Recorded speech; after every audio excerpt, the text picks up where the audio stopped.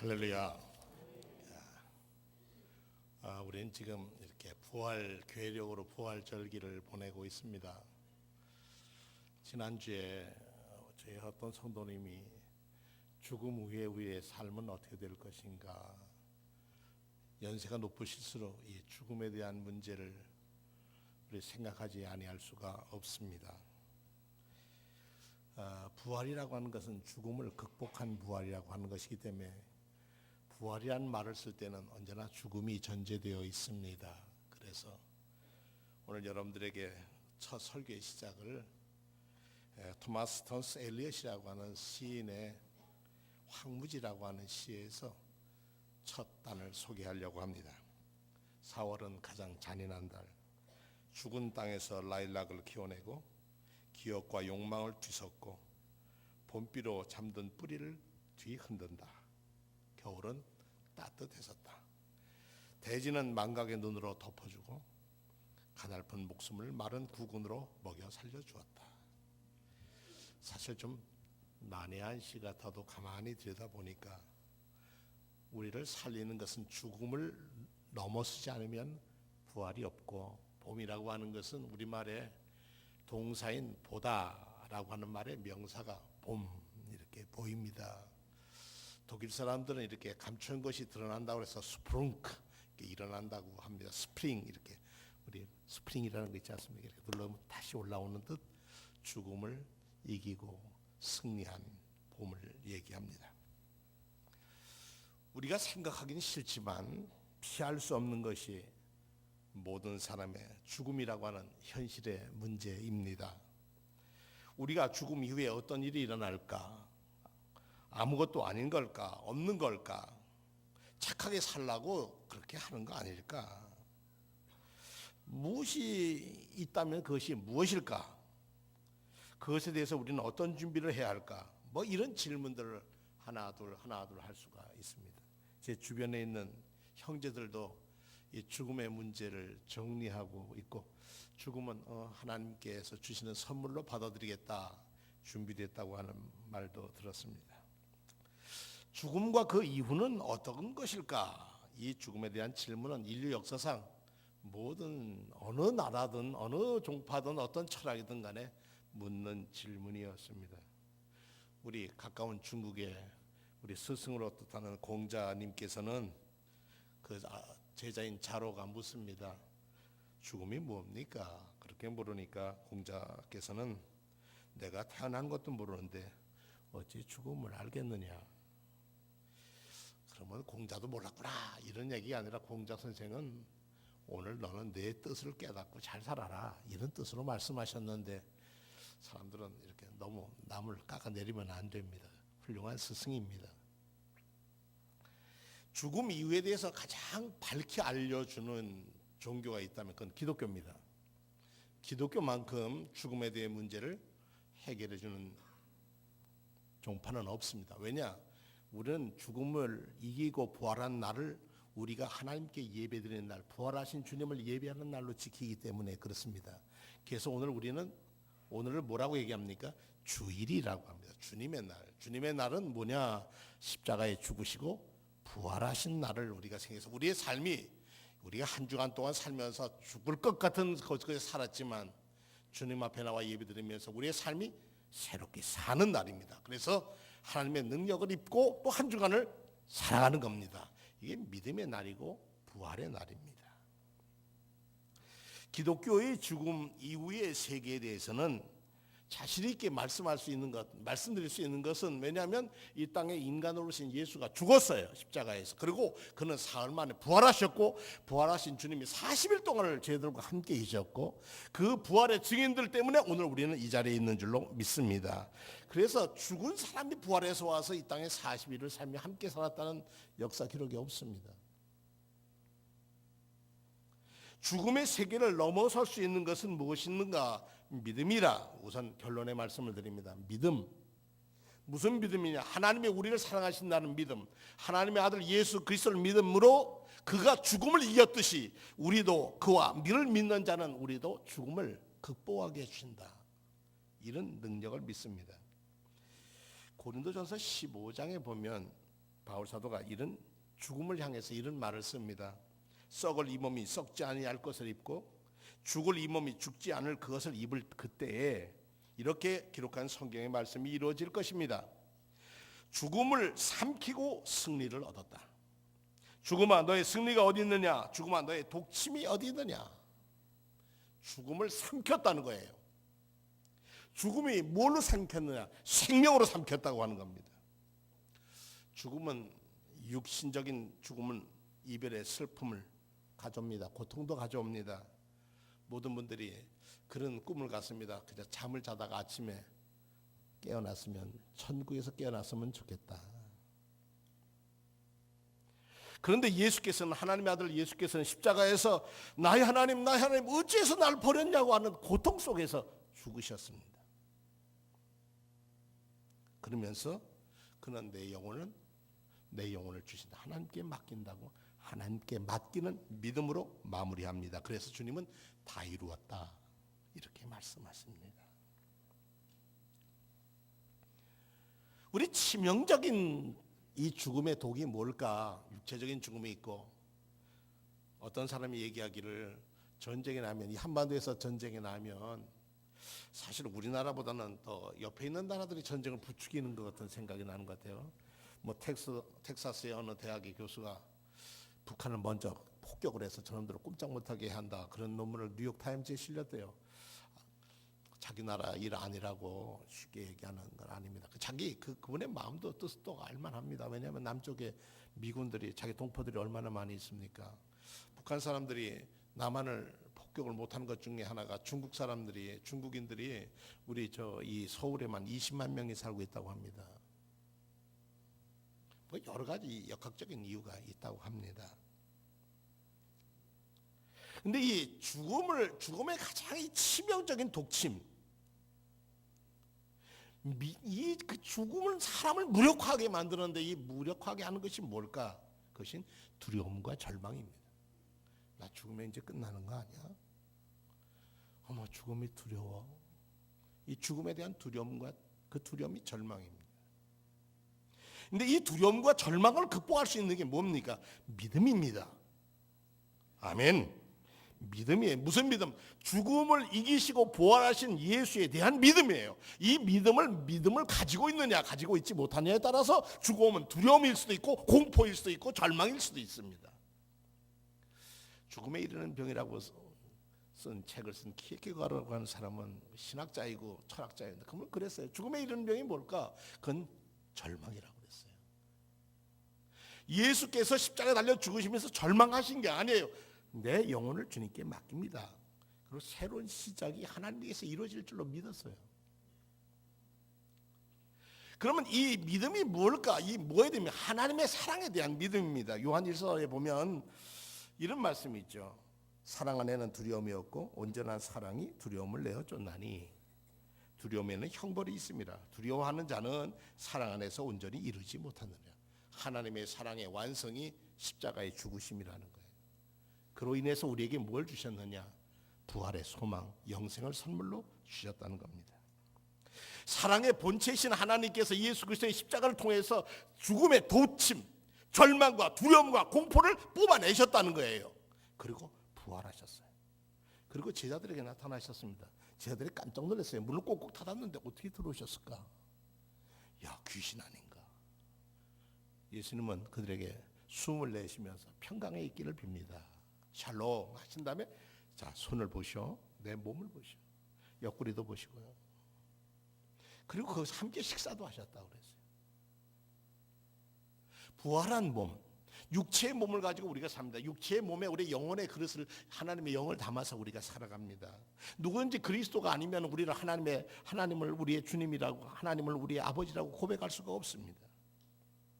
죽음이 끝이 아니라는 점에서 기독교는 조금 더 의심이 없습니다. 죽음은 끝이 아니고 한편 새로운 세계로 여는 이 차원에서 우리가 사는 차원에서 다른 차원으로 열어가는 문일 뿐입니다. 그런데 그 문을 넘어가려면 뭘 가져야 하느냐? 믿음을 가져야 한다는 얘기입니다. 믿음 없이는 우리는 구원받을 수가 없습니다. 십자가에서 주님 옆에 있던 강도가 당신 죄도 없는데 우리와 함께 이렇게 참혹하게 죽음을 당하다니 주여 천국에 이를 때 저도 좀 기억해 주세요. 그랬더니 예수께서는 누가복음 23장 43절에 내가 진정으로 네게 말하노니 너는 오늘 나와 함께 낙원에 있을 거다. 낙원은 하나님 나라를 의미합니다. 오늘이라고 했으니까 죽는 순간 하늘나라로 옮겨질 것을 전제하고 있습니다. 바울 사도는 로마 감옥에서 자기의 처형을 기다리고 있습니다. 그러면서 이렇게 편지를 씁니다. 내가 원하는 것은 세상을 떠나서 그리스도와 함께하는 것입니다.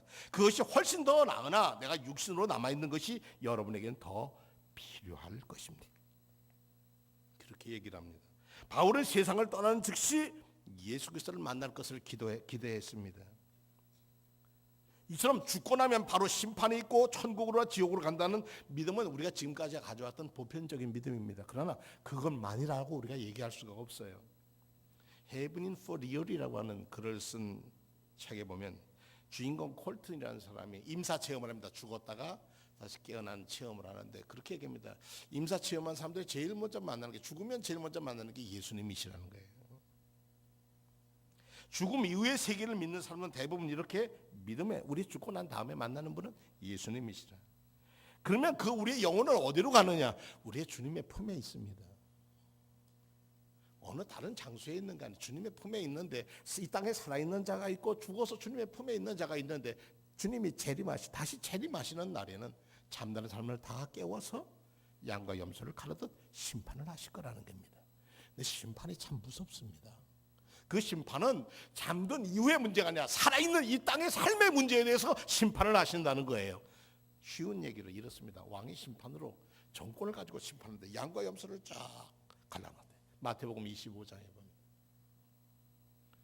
양쪽에 있는 사람한테 아주 임금님이 아주 고맙게, 참 고맙습니다, 참 고마워요, 여러분들 나를 잘 도와주셨습니다. 내가 나그네 되었을 때 잘 곳 없을 때 재워주었고, 6.25 피난 나갈 때 여러분들 집에 와서 헛간에서 찾아 그러는 사람 보고 나가셔 내쫓았습니까? 안 그랬어요. 설이 이슬에도 피하도록 다 처만 밑에서도 자게 해주고 부엌에서도 자게 해주고 다 내줬어요. 내가 헐벗을 때 입을 걸 주었고, 내가 감옥에 갇혔는데 의의를 하나 감옥에 갇혔을 때 면회 도와줬고, 내가 배고플 때 먹을 것도 주었고, 내가 떠돌일 때 돌봐도 주었고, 너무 고마워. 그랬더니 양쪽에 있는 사람들, 아유 웬일이에요? 저희는 그런 적 한 적이 없습니다. 저희는 그런 거 한 거 없어요. 아니요, 그렇게 했어. 아이고 한 건 없어요. 그랬더니 그 심판장으로 오신 그 임금께서 말씀하시기를, 이 중에 이 세상 살면서 가장 보잘것없는 사람에게 해준 게 곧 내게 해준 거예요. 내가 저 사람을 도와주면 저 사람 내게 한 자리 차지하면 내가 뭘 도와주겠지. 저 사람에게 내가 무슨 이익을 기대하고 도와주는 건 도와주는 게 아니라는 거예요. 갚을 수 없는 사람 도와준 것, 그게 도와주는 거라는 거예요. 한쪽 염소 쪽 사람 보고 이 망할 것들, 그리고 화를 벌컥 냅니다. 내가 이런 어려움이 있을 때 너희들 안 돌봐줬지. 그러니까 아이고 임금님이 오셨다면 제가 집 팔고 다 사서 도와줄 건데 언제 오셨습니까? 그랬더니 똑같은 말로 가장 보잘것없는 사람이 안 한 것이 너희가 지옥 가는 거다. 그러니까 천국에 우리가 죽은 후에 어떻게 가실까, 어디에 가 있다가 어떻게 될 거를 염려할 게 아니라 이 땅에 사는 날 동안 더 많이 사랑하고 주님의 뜻을 대로, 아버지의 뜻대로 하나님 사랑, 이웃 사랑의 삶을 살아야 한다.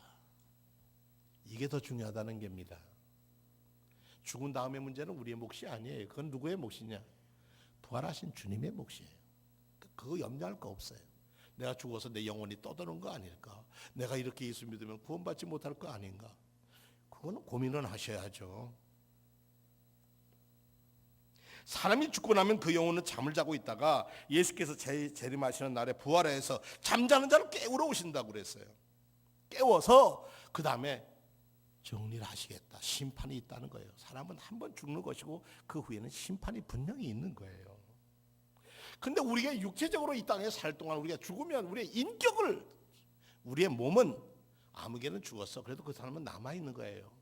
얼마 전에 백범 선생님의 추도식을 했다고 그러는데, 백범이라고 하는, 김관하고 하는 이 나라를 사랑했던 믿음의 사람은 남아있는 거예요. 육체는 다 죽어서 없어졌어도 사람들의 역사에 남아있는 거예요. 아무개 그러면 저는 역사에 참 나쁜 사람이다, 이미 심판을 받고 기록하고 남아있는 거예요. 사람들 속에 욕심을 부린 사람은 욕심이 다 드러나 있는 거예요. 저 김정은이도 누구든 그 다 드러나게 돼 있어요.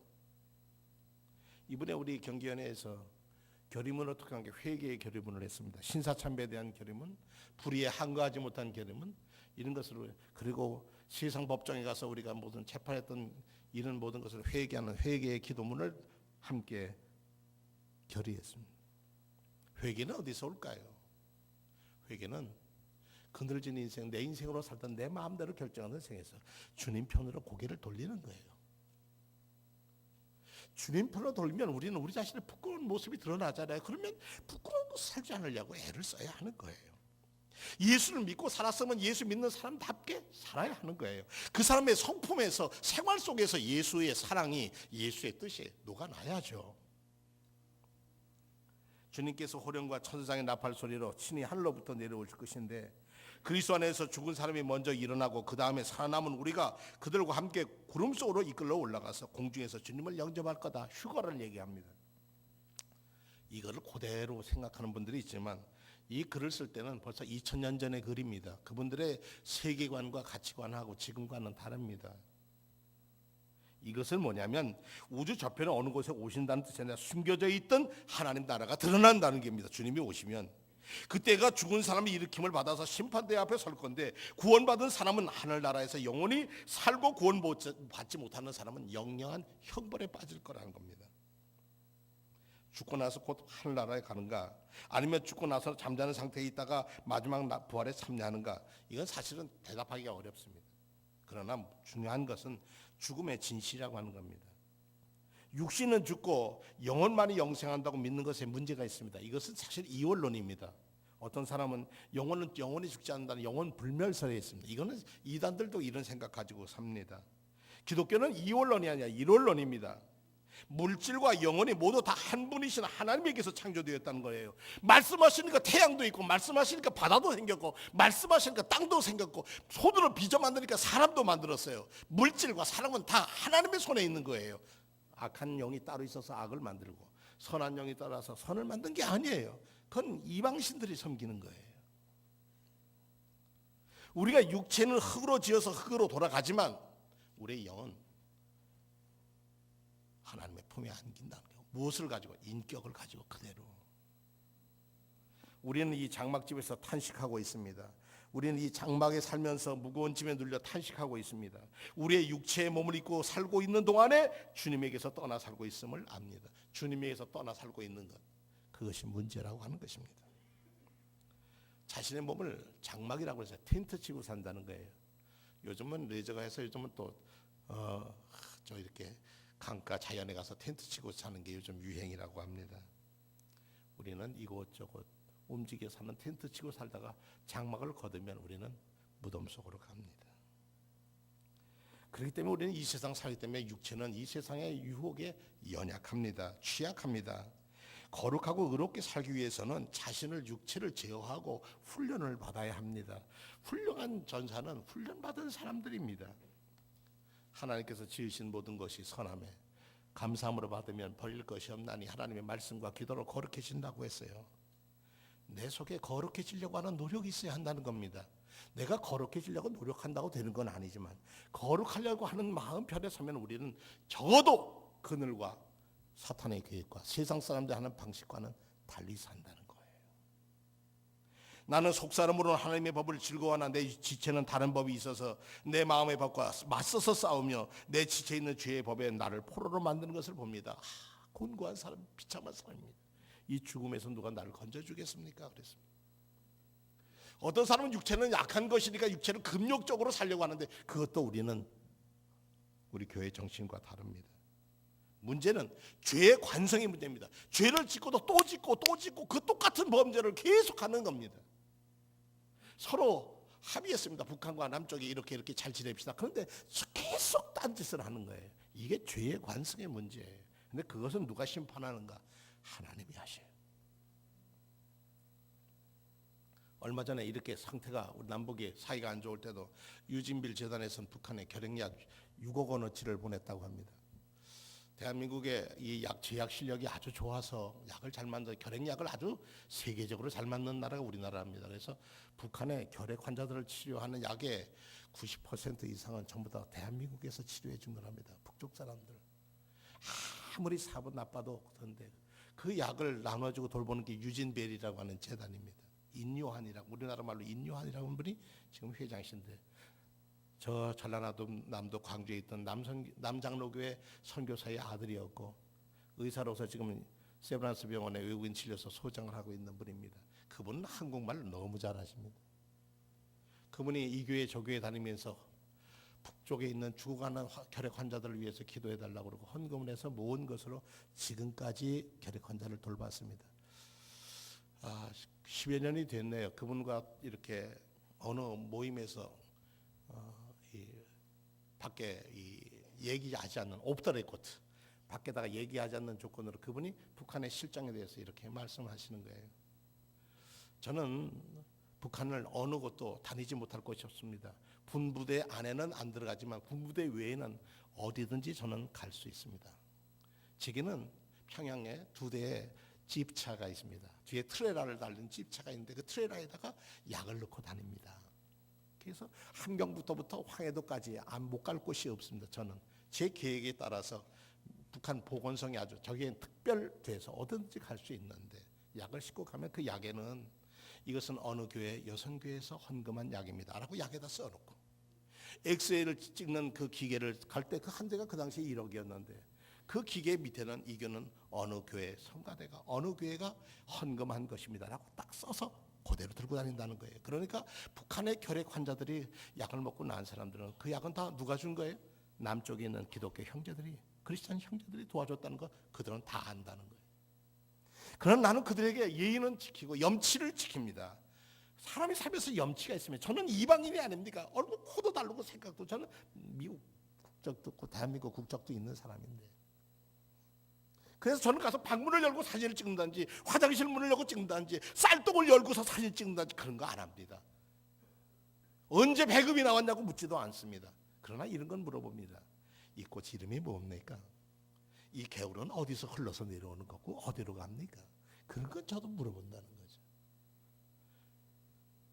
그러면서 그들에게 갈 때마다 주머니에 때로는 콩을 넣고 가서 콩을 주고 간답니다. 왜냐하면 너무 먹을 것 없는 거 알기 때문에 그 뜰에다가 콩을 심으면 가을에 걷어서 또 씻고 하면 그 함께 요양소에 있는 사람들에게 북한에서 폐결에 건너서 요양소 갔다 오면 그 죽음으로 가는 공동묘지로 가는 그 전초전인데 거기에서 하나님은 생명을 살려내십니다. 그 생명 살려내는 것이 남한 동포들의 그리스도인들의 사랑이라는 거예요.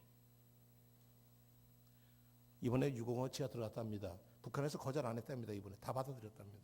그런데 그분이 이제 이번에 들어가실런지 안 들어가실런지는 모르겠어요. 약은 갔는데 당시에 들어가 분배를 약을 나누는 건 이분이 하시는 거예요. 북한 사람이 나누는 게 아니라 이분이 하시는 거예요. 정말 생각지도 싫은 그쪽 사람들이지만 거기에 죽어가는 사람들은 우리가 사랑해야 할 대상이라고 하는 거죠. 우리가 이 세상 살아가면서 영원 불멸을 얘기하는 사람도 있지만 우리는 영원 불멸인 사람은 죽음이 두려운 사람들이지만 우리는 부활 영혼의 소생을 믿습니다. 부활 소생을 믿습니다. 그게 우리가 다릅니다. 예루살렘에서 나타났고 갈릴리에서 나타나시고 동해 번쩍 서해 번쩍 주님은 부활하신 줄은 이곳저곳에 다 나타났다고 우리 성경은 기록하고 있습니다. 어느 시간에 거기까지 가실 수 있을까? 하지만 그것은 우리가 부활하신 주님의 문제입니다. 부활을 어떻게 쉽게 설명할까? 이거는 우리도 잘 아는 대로 이 나비에 대한 얘기입니다. 이게 오래된 천국에 대한 비유입니다. 물속에서 헤엄치던 나비 유충이 어느 날 갈대에 기어 올라가서 자기 몸에서 나온 실로 무덤을 만들고 그 무덤 안에 들어가서 죽습니다. 죽은 줄 알았는데 어느 날 자기를 깨우는 게 있습니다. 근데 이상한 몸으로 보이는 그 자기 이 날카로운 입에서 실을 뽑아서 자기 무덤을 만들었던 거가 그 날카로운 게 그 무덤을 뚫고 나오면 애벌레가 아니라 하늘을 나르는 나비가 됩니다. 이게 기적입니다. 근데 어떤 학자가 나비가 나오고 뇌고치가 나오고 힘드니까 칼로 이렇게 찢어줬더니 그 나비는 날지 못하고 떨어져 죽더라는 거예요. 죽음을 넘어서는 고통 없이는 부활의 기쁨이 없다는 겁니다. 십자가 없이는 부활도 없습니다. 우리가 예수 믿는다는 건 나는 편하게 예수 믿는 거, 내 편리한 대로 내 마음대로 믿는 거, 마음으로만 믿으면 됐지 뭐 행동은 따르지 않고, 그것은 그것이 아닙니다. 어제 장로님 한 분이 제게 오셔서 우리 교회 저 두 사람이 필요해요. 어떤 분이니까 배달할 수 있는 두 분이 필요하대요. 하나님께서 예비해 두셨을 겁니다. 가난한 사람들, 혼자 움직이지 못하는 분들에게 우리가 정성껏 여러분들이 헌금해서 만든 사랑할 것으로 그것을 음식을 나눈다는 것, 그것이 뭐냐? 죽은 사람을 살리는 일이에요. 이 귀한 일을 남에게 맡기지 않고 제가 하겠습니다 하고 나서는 분이 행복한 사람들입니다. 나는 바쁘니까, 나는 뭐하니까. 한 달에 한 2번만 도와줘도 듣겠대요. 우리가 가지고 있는 차, 우리가 가지고 있는 시간, 우리가 가지고 있는 건강은 뭘 위해서 있느냐? 사랑하기 위해서 존재하는 것입니다. 왜 나는 이렇게 세상을 빨리 떠나지 않고 오래 사는가? 여러분이 이 땅에서 해야 할 일이 하나님이 있기 때문에 여러분의 생명을 연장하시는 거예요. 그것이 뭘까요? 하나님을 사랑하고 이웃을 내 몸처럼 사랑하는 일입니다. 죽음을 위해 내가 어디로 갈까, 무엇이 될까, 그것이 염려할 것이 아니라 오늘 사는 이 땅에서 내가 그리스도의 사람으로서 얼마큼 올바로 사랑하며 사느냐, 이게 더 문제라는 거예요. 그거 살면 죽음의 문제는 우리 주님께서 문제가 해결합니다. 나 있는 곳에 너희도 있게 할 거다. 내가 와서 나 있는 곳에 너희를 데려갈 거다. 뭐 수많은 약속을 했습니다. 제가 섬겼던 이 주문진 교회에 저보다 전 담임이었던 최인식 목사님이라는 원로 목사님이 계십니다. 이분은 감리교에서 꼬장꼬장하기로 아주 유명하신 목사님입니다. 아주 대쪽 같은 목사님이신데 이분이 은퇴하시고 지내시다가 글쎄 위에 암이 생겨가지고 위를 드러냈습니다. 드러냈는데 장이 이렇게 딱 붙어가지고 물 한 방울 먹을 수가 없는 거예요. 서울의 모 병원인데 그 사람은 아주 우리나라에서 내노라 하는 의사인데 자기 환자가 이게 가스도 안 나고 물도 안 내려가니까 얼마나 깝깝해요. 근데 이 의사의 아내가 예수를 믿는 사람인데 집에 가서 그런데 야 목사도 별 것 없구나. 야 막 그거 보니까.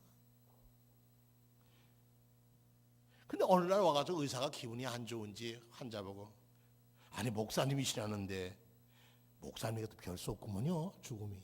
이랬다는 거예요. 그 말을 듣는 순간 이 최인식 목사님이 너무나 슬펐대요.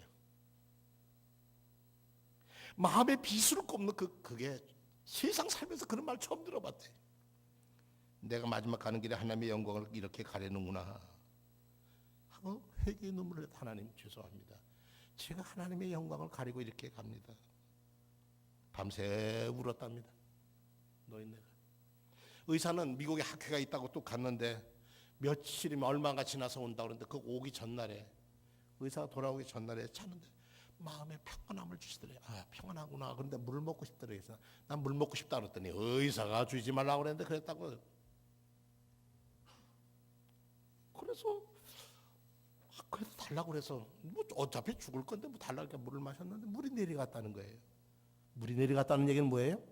장이 벌어졌다는. 할렐루야. 이 원로 목사님이 자기 죽음 앞에서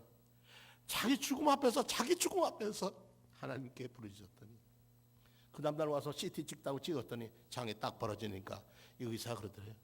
과연 목사님은 목사님이시네요. 근데 그게 끝이 아니라 그 다음에 목사님 저를 위해서 기도해 주세요.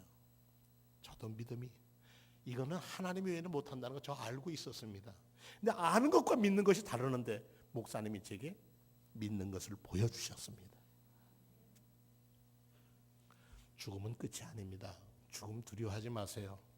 근데 죽음보다 더 두려워할 것은 뭐냐면 내가 하나님의 자녀로 올바로 사느냐 못 사느냐는 더 괴로워해야 할 문제입니다. 내 인생에 오늘을 산다고 하는 것은 하나님의 뜻을 위해서 살아야 하기 때문에 이 자리에 있는 겁니다. 저는 걱정하지 않습니다. 사랑의 손길에 배달하실 분 있을 거라고 저는 믿습니다. 이 시간 말씀을 듣고 가슴에 내가 힘들어도 바빠도 내가 나를 위해서 사는 날보다 이웃을 위해서 살아보는 날을 내가 나누겠다 하는 분이, 그분이 축복의 주인공이 될 것입니다. 사망의 음침한 골짜기에서 생명으로 가는 길은 그리 멀지 않습니다. 누구든지 나를 따르려거든 자기를 부인하고 지 삶 좀 내려놓고 자기 십자가를 지고 나를 따를 것이라 말씀하셨습니다. 부활 이후의 삶이 두려워하지 말고 우리가 세상 떠나기 전에 하나님의 자녀로 사는 것이 주님이 우리에게 향한 뜻입니다. 기도하시겠습니다.